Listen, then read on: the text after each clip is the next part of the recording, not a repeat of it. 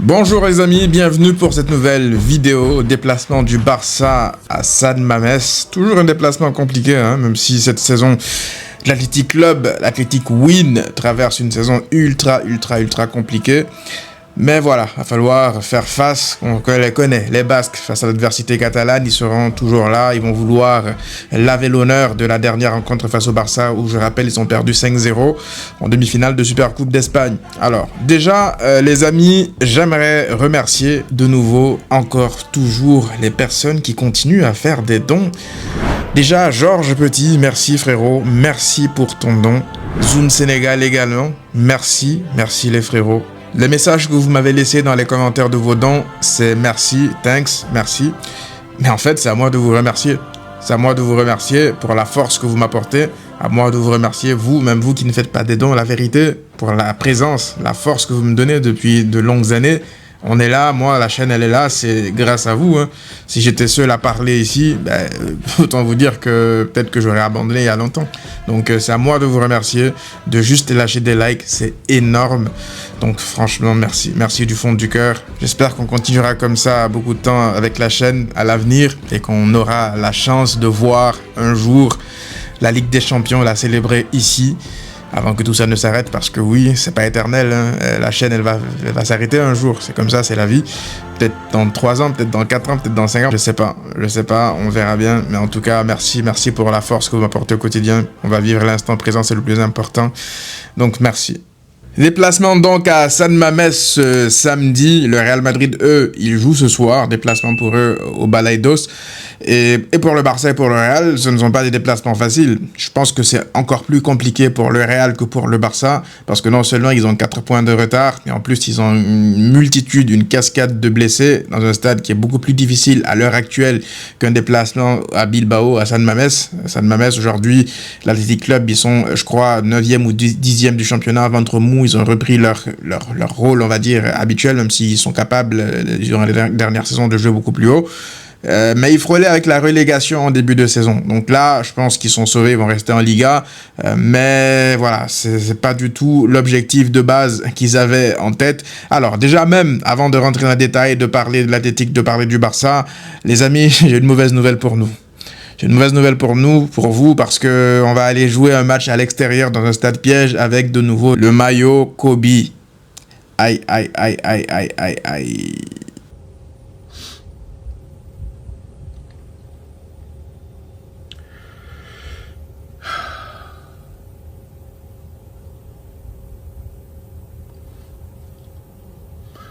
Bon, ok, on a déjà gagné un match à l'extérieur avec ce maillot-là, au Oviedo, plus précisément en début de saison.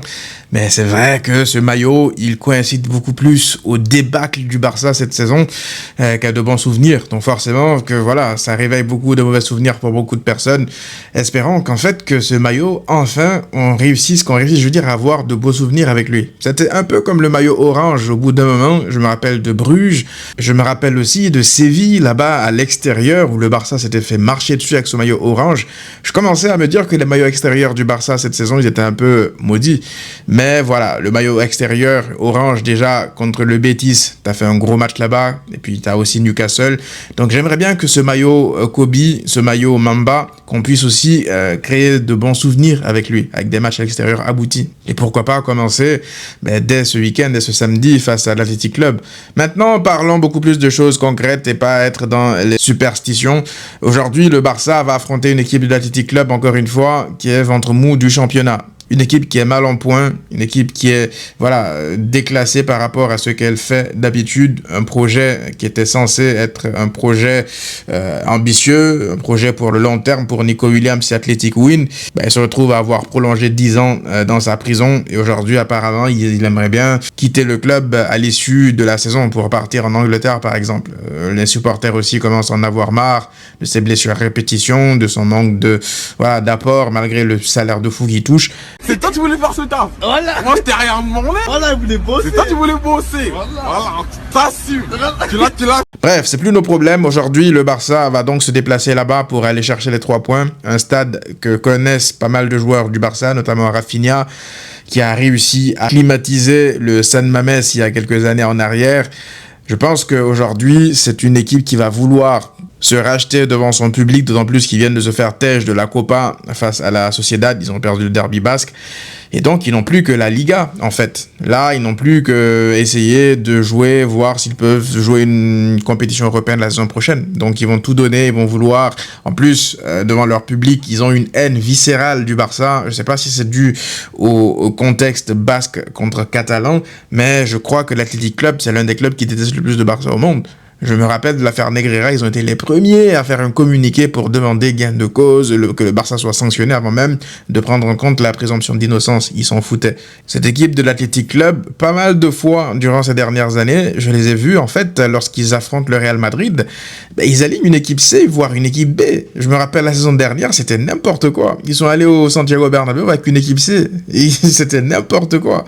Et même cette saison, je crois qu'ils ont affronté le Real avec une équipe B, en tout cas une équipe remaniée à chaque fois. Je sais pas pourquoi ils le font, apparemment pour se préserver de je sais pas quoi, mais contre le Barça, alors là, faut mourir sur le terrain, hein. Et ça depuis toujours. Quand je me rappelle de l'époque, quand ils voulaient tuer les Maradona sur la pelouse, il y a une haine encore une fois viscérale du Catalan de leur côté, mais voilà, ils n'ont que ce qu'ils méritent à la fin de la journée, donc bien fait pour eux. Donc je disais que 4 points entre le Barça et le Real, je l'ai dit, le Real se déplace au Balaidos ce soir. Ils ont une cascade de blessés, ils doivent aussi affronter City. Donc le Barça n'est pas seul dans sa situation de gérer avec la fatigue. C'est vrai que nous, on a joué ce match retour face à l'Atlético qui nous a beaucoup fatigués en semaine, mardi dernier. Mais voilà, il y aura un peu de temps pour récupérer. Il y aura le temps pour se préparer avant ce match face à Bilbao, mais aussi avant le choc face à Newcastle. Et donc le Real est un peu dans le même cas de figure, sauf qu'ils n'ont pas joué durant la semaine. Ils ont joué plutôt lundi, même si voilà, ça fait quand même des jours en moins de repos par rapport à s'ils n'avaient pas du tout joué en semaine. Donc, ouais, ils ont quand même ce défi physique-là. En plus, mentalement, ça peut être compliqué pour eux. Si jamais ils ne gagnent pas contre le Celta, ils peuvent, je crois, dire adieu à la Liga si le Barça gagne contre Bilbao. Mais le Barça a un joker. Et donc, la question sera de savoir, est-ce que ce joker-là, tu l'utilises maintenant? Est-ce que ce joker-là, tu l'utilises plus tard? Le joker, c'est que tu as 4 points d'avance. Moi, j'aurais aimé que ce soit 5 points d'avance si on t'a pas volé ce point à Girone. Mais tu fais avec. Du coup, tu réfléchis. Moi, je pense que le Barça peut réussir à aligner une équipe un peu remaniée, une équipe, j'ai même un peu expérimentale, et repartir avec les 3 points du San Mamés. Donc, ça c'est à voir comment équilibrer tout ça, comment se présenter là-bas pour réussir, en fait, repartir avec les 3 points. Ça sera important de trouver la bonne balance parce que oui, ça sera le scénario catastrophe si jamais tu forces avec tes joueurs fatigués, qu'ils se blessent, et que tu es là obligé en fait à aligner Casado pour jouer contre des Dan Burn. Wow! May God help us. Help me! Help me! Nigga! Help me! Il y a un sujet qui me dérange beaucoup au sein de la commu durant ces dernières semaines, encore qui s'est intensifié après le match face à l'Atlético Madrid. Ben, en fait, il y a une sorte de Lamine, pro-Rafa qui commence à naître dans la commu et ça ne date pas d'aujourd'hui, ça date depuis peut-être la saison dernière avec les débats du Ballon d'Or. Et en fait, on est en train de plus en plus, petit à petit, en train de ressembler aux supporters du Real avec les pro-Vini et les pro-Mbappé. Et je déteste ça. Honnêtement, je déteste ça. Pourquoi? Parce que déjà, la commune n'a pas besoin de s'embraser pour des sujets que j'estime en tout cas aussi futiles. Lamine Yamal et Rafinha jouent pour le même club. Les deux ont les mêmes objectifs, de gagner ensemble. Il n'y a aucun des deux qui a envie d'être au-dessus de l'autre. Je pense que Rafinha et Lamine Yamal, ils se considèrent comme des frères, relation de grand frère à petit frère, limite. Et on le voit dans leur célébration. À chaque fois que l'un marque ou que l'autre marque, ils ont la même célébration ensemble, où ils ont les poings comme ça vers le ciel. Ça, c'est une sorte de cohésion qui apparaît naturellement devant tout le monde. Et je pense que ça devrait normalement être assez suffisant pour ne pas, en fait, qu'on ait à avoir des débats dessus. Lorsque je vois des personnes en début de saison taper sur Lamine Yamal lorsqu'il avait la pubalgie et que Rafinha était là à marquer, lorsqu'il s'est blessé, il était absent, c'était beaucoup plus de taper sur Yamal parce que apparemment, quand Rafinha n'est pas là, le Barça ne vaut plus rien avec Yamal. Et vice-versa, lorsque Lamine Yamal commence à stater et commence à faire un début d'année 2026 de fou furieux sur des bases de fou et que Rafinha est un peu dans le dur en termes de stats, Voilà, c'est le contraire. Rafinha, en vrai, ça nous disait Ballon d'Or la saison passée, alors qu'on voit Lamine Yamal. En fait, on est reparti sur des débats de Ballon d'Or. C'est pour ça que je vous dis, en fait, moi, le Ballon d'Or, c'est peut-être que le supprimer, ça serait peut-être une bonne chose, parce que ça participe, en fait, à créer ces clans-là, ce joueurisme-là, ce nouveau supporterisme-là 2.0 qui naît depuis que des stars comme les Messi, les CR7 ont réussi à créer genre des sectes limites. Hein. C'est pas de leur faute, c'est les gens qui sont comme ça. Et aujourd'hui, t'as l'impression que dans des équipes qui sont censées être des équipes de foot collective où tout le monde est censé tirer dans le même sens, ben il y a de plus en plus des gens qui ont des préférences pour un joueur. Si tu dis du mal d'un joueur, même pour une critique positive avec des arguments, ben ça y est, t'as touché à leur gourou, ils se fâchent. Et c'est comme ça maintenant. J'ai l'impression qu'on n'y peut rien, c'est la nouvelle génération des supporters du foot. Et donc, lorsque tu kiffes un joueur, peu importe ce qu'on dit de négatif sur lui ou de positif, ah non, faut que tu le valides ou pas. Moi, je suis pas comme ça. Moi, je supporte le Barça, je kiffe Lamine, je kiffe Rafa, les deux sont dans mon équipe. Ça ne sert à rien de descendre l'un pour élever l'autre. Ça ne sert absolument à rien. Et ça va même jusque dans des trucs futiles, comme j'ai dit, dans les conférences de presse de Flick. La dernière fois, Flick a dit que Rafinha est peut-être le joueur le plus important de son équipe, l'un de ses meilleurs joueurs, un truc comme ça. Ça a énervé beaucoup de gens parce que Flick n'est pas autant dithyrambique lorsqu'il s'agit de Lamine. À chaque fois, même la saison dernière, les journalistes essaient de faire passer Lamine pour l'alien, le génie, le mec qui est au-dessus de tout le monde. Mais Flick, à chaque fois, il tempérait. Il disait Lamine Yamal est un joueur exceptionnel, mais le collectif... À chaque fois, Flick, il essayait de ne pas, en fait, pousser Lamine Yamal à prendre la grosse tête. Ça que vous ne comprenez pas. Lorsque Flick, il essaye de canaliser Lamine Yamal, c'est pour éviter justement qu'il prenne la grosse tête. C'est pour éviter que Lamine Yamal ne se sente plus, qu'il se dise qu'il est déjà au-dessus de tout le monde, de le mettre, en fait, à un niveau où, inconsciemment, on a mis Messi à une époque. C'est-à-dire que lui, il est tout en haut et les autres, ils sont tout en bas. C'est-à-dire qu'à chaque fois qu'on a le ballon, c'est lui qu'on doit chercher d'abord. Faudrait pas que Lamine Yamal, en fait, entre dans cette catégorie-là. J'ai pas envie que ça, en tout cas, que ça arrive le plus tard possible. Lamine Yamal doit rester un jeune joueur talentueux, qui doit continuer à faire les efforts. On doit être exigeant avec lui donner ses fleurs lorsqu'il le mérite, et il le mérite la grande majorité du temps, mais ne pas non plus le traiter comme le mec qui est au-dessus de tout le monde lorsqu'il est exceptionnel. Pedri au-dessus de tout le monde aussi lorsqu'il est exceptionnel. Et pourtant, on va pas dire, voilà, Pedri, c'est lui d'abord et le reste. Non, c'est tout le monde qui avance dans le même sens pour le bien d'une même équipe. Donc, lorsque Flick parle de Rafinha en bien, il valorise des choses très importantes dans un effectif que beaucoup de gens ne valorisent pas, c'est-à-dire le travail de l'ombre, le travail sans ballon, c'est-à-dire le sacrifice. Alors oui, Lamine Yamal, il va t'apporter en termes de génie, en termes de créativité, tout ça, mais c'est un mix de tout ça. T'as besoin, c'est autant important l'un que l'autre. Vous voyez un peu, c'est pas l'un est plus important que l'autre, c'est plus ce que les gens ont tendance à mettre en avant parce que c'est visible, parce que c'est le génie, parce que c'est spectaculaire.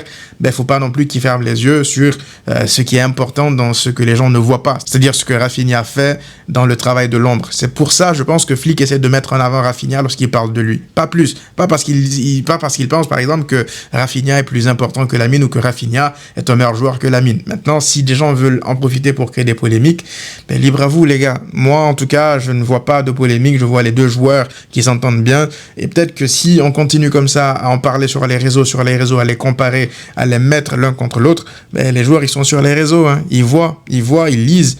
Peut-être que ça va finir par leur monter à la tête et ça sera entièrement de notre faute. Les commus, les francophones, anglophones, partout dans le monde. Donc profitons juste d'avoir 2, voire 3 des meilleurs joueurs du monde en la personne de Rafinha, Lamine, Pedri, tous ensemble dans la même équipe et avançons tous ensemble en fait. Je vois pas pourquoi est-ce qu'on devrait les comparer. Bref.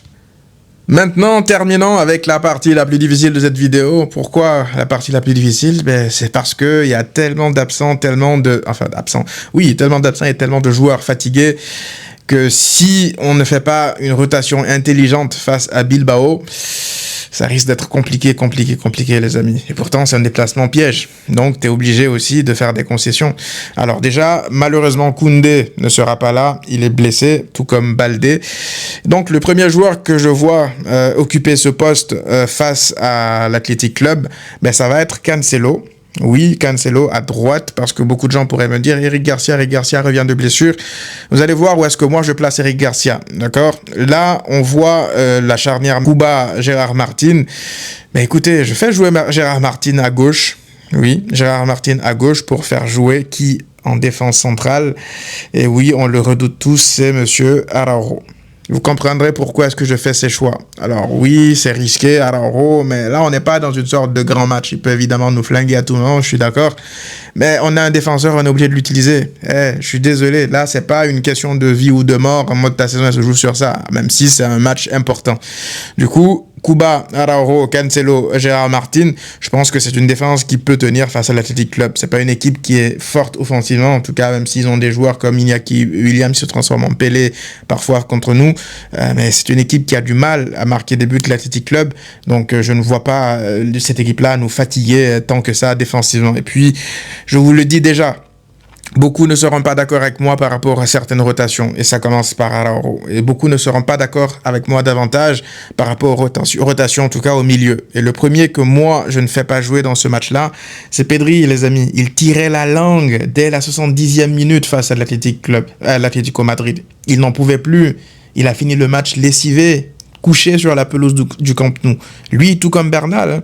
Donc Pedri, je le repose pour ce match-là, parce que pour moi, il va falloir être prêt pour la bataille au St. James Park. Bernal, pareil, il n'en pouvait plus sur les rotules en fin de match. Avec l'absence de Frenkie, si tu perds ou Pedri ou Bernal, aïe pour la deuxième partie de saison, je vous le dis.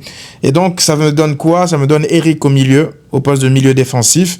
Ça veut dire quoi aussi? Le retour de Olmo à côté en tant que relayeur. En fait, je jouerai avec deux relayeurs plutôt qu'un 4-2-3-1. Je vais jouer avec un 4-3-3 avec Olmo comme ça en relayeur, comme on l'a déjà vu faire pas mal de fois cette saison à l'absence de Pedri, et puis Fermin au poste de numéro 10, relayeur plus offensif qui occupe les demi-espaces.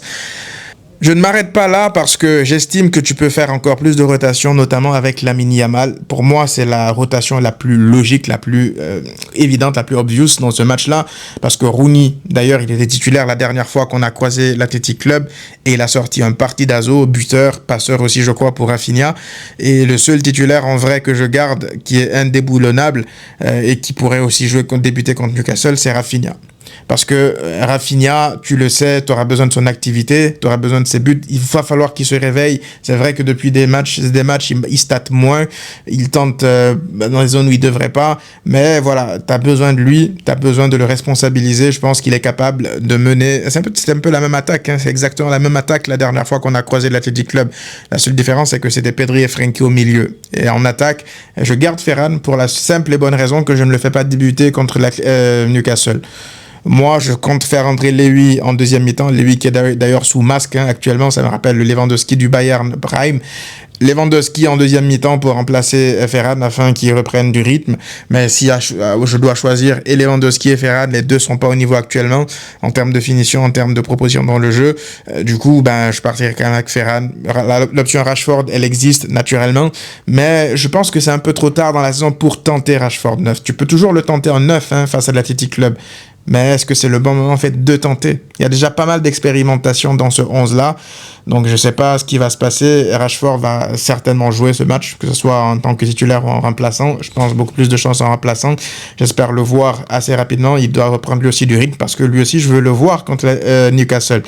C'est une équipe qu'il aime, c'est une équipe contre laquelle il state beaucoup, donc à voir. Donc, je vous l'ai dit, il y a beaucoup qui ne seront pas d'accord avec moi par rapport à ce 11 remanié. L'avantage, c'est que tu as quand même des joueurs de ballon.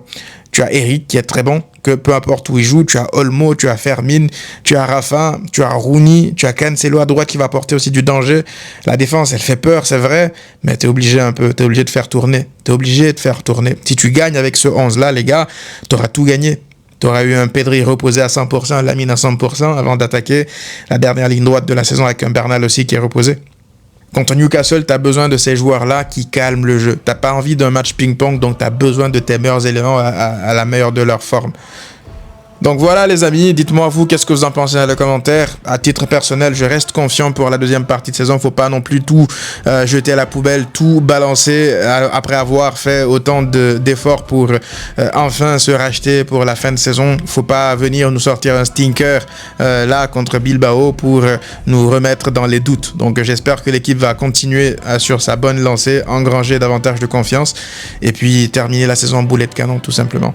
Donc voilà, dites-moi vous qu'est-ce que vous en pensez à la commentaire. On se retrouve pour le débrief juste après le match. À très vite.